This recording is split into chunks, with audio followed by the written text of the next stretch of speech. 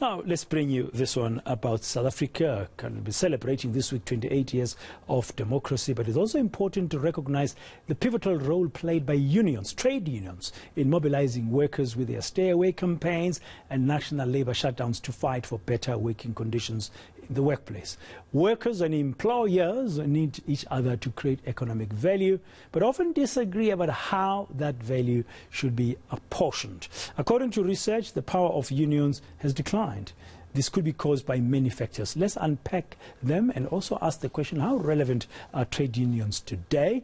And do they still play a key economic role nowadays with employee relations expert, Professor Gawie Cillie, who's an employment relations expert at Stellenbosch Business School. Gawie, good afternoon, and thank you very much for your time this afternoon. Just about 2 days ago, on Freedom Day, I interviewed a young man who's formed a new trade union. They've only got about 5,000 members. And he was telling me here on eNCA, on this same program, that it is time that South Africa bets on independent unions, because historically many of the big trade unions have been aligned to someone. Like COSATU as a trade union federation with its affiliates aligned to the governing party ANC.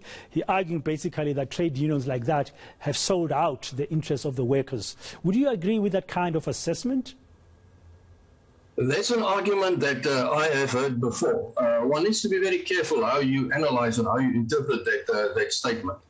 We have a large number of trade unions in South Africa, around about 195, of which about, roughly speaking, 2/3 are affiliated to some kind of federation. But the real issue here is whether that federation is in some kind of alliance with government. And that's where the concern comes in, because there could be an uncomfortableness that some of your larger trade unions, through their federation membership, is too close to government. And research clearly indicates that the more autonomous a trade union is from a government, the more stronger or more powerful it might be. Are trade unions still relevant in today's South Africa? I do believe they play a rather important role. They do provide a kind of a counterbalance because the employment relationship between employers and employees is very skewed in terms of power, with the employer holding most of the power. So they bring a kind of a power balance to the employment relationship, even with diminishing numbers, as we see currently from the statistics. If a worker belongs to a trade union, would you expect that it will represent them, for example, during pay negotiations or discussions around some working conditions? Because all as well, they pay a subscription fee, but why should they carry on being a member if the union is not delivering for them? That's exactly the question that has been raised by a large number of trade union members, and which could also be one of the reasons why they actually resign from a particular trade union, because they do believe that they do not get a proper service from their particular union. Some of them have to deal with poorly trained officials or representatives. They do not properly represent their interest in any kind of interaction with their employers. So therefore, the question is, yes, why should I stay in a particular trade union if what I get from the trade union in terms of value for money, in terms of my membership fee, is not what I actually expect?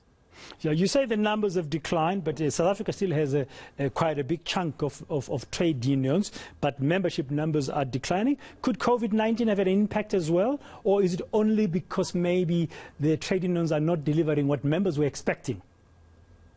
I don't think COVID has had a major impact on the numbers. We've seen the steady decline in terms of trade union membership. It actually started after 1994 with achieving democracy in South Africa, and that being one of the main reasons why employees join trade unions.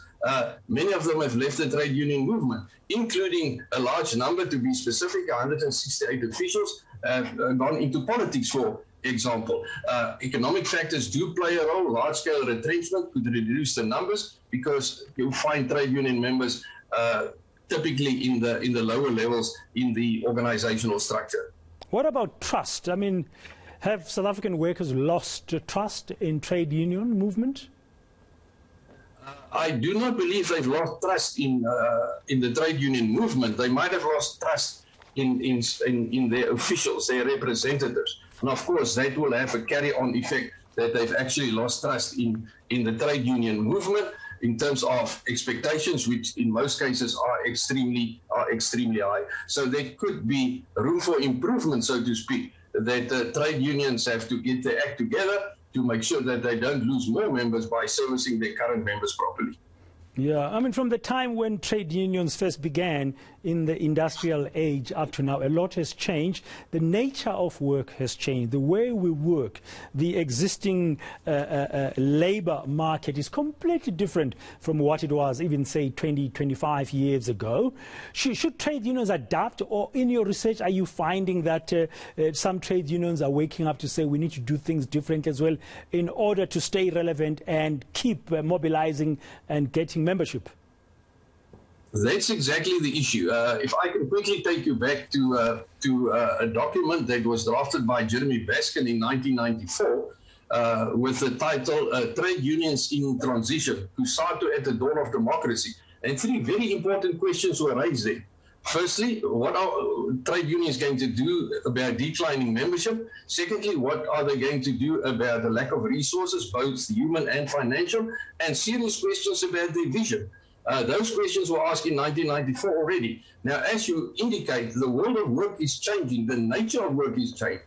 The formal sector is actually getting smaller. The informal sector is getting larger, but we see very little trade union organizing in the informal sector. So that could be one potential area where the union numbers could actually grow. It's a difficult sector to organize, but it can be done. Yeah, and just to conclude, Gawie, the role of trade unions in South Africa with such high unemployment figures, how do you see that? I mean, we have such high unemployment rate, and more than half of those who are unemployed are young South Africans.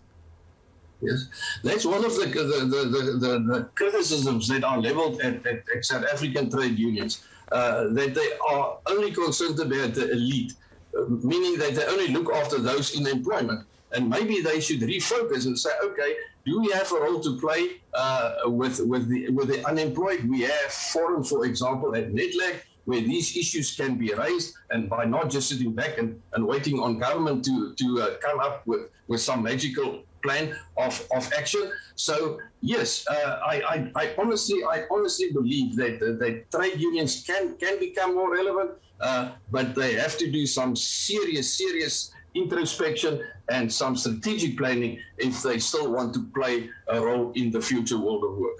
Thank you very much. That's the Stellenbosch Business School's employment relations expert, Professor Gawie Cillie, with some of his views and insights about the role of trade unions in this new South Africa, in a new world. It's a completely different world from way back in the industrial age when the first trade unions were formed.